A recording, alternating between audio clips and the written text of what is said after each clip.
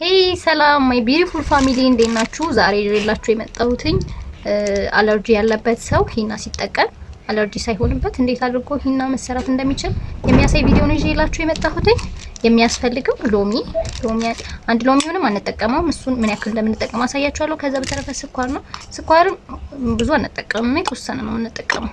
በቪዲዮ የማሳያችሁ ይሆናል። ከዛ በተረፈ ሌላ የሚያስፈልገን ሂና ነው። ሂናው ያው ማንኛውም የሚሰራበት ሰው ሂና ተመሳሳይ ነው። ለአለርጂ ላለበት ሰው የሚሰራው በዚህ ሂና ነው።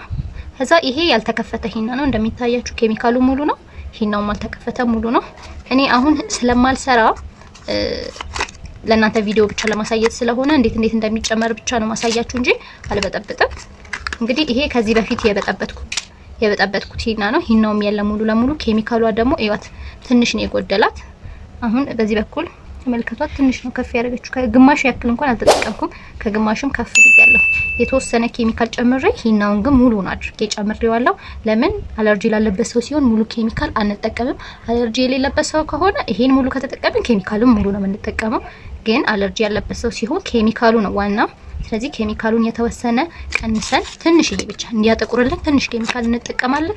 ከዛ በተረፈ በደንብ አሽተነው ጥቁር ከሆነ በኋላ ሎሚውንና ስኳሩን አድርገን ለብቻ በትንሽዬ ቀማስለን ነው ወደ ሂናው የምንደባልቀው። ሎሚዋ ውሃ ያለው ከሆነ ሩብ ትበቃለች።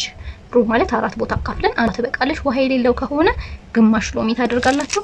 ስኳር ደግሞ በሻይ ማንኪያ የሻይ ማንኪያ የምትባለው ትንሽዬ ናት።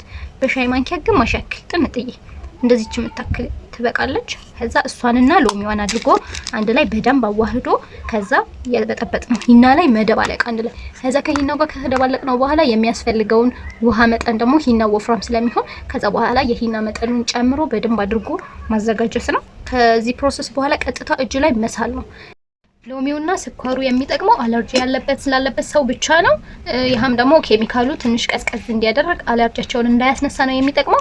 በሌላ ቪዲዮ ደግሞ ሙሉውን ጨማምሬ ሂናውንም ጨምሬ እየበጠበጥኩ እንድሰራላችሁ የምፈልጉ ከሆነ ኮሜንት ሴክሽን ላይ አሳውቁኝ፣ እሰራላችኋለሁ። የተለያዩ አሪፍ የሆኑ ስለ ሂና ስለ ቢዩቲ ቲፖች እንድደርሳችሁ ከፈለጋችሁ ሰብስክራይብ ማድረጋችሁን እንዳትረሱ። እወዳችኋለሁ። በሌላ ቪዲዮ እስከምንገናኝ ባይ ባይ።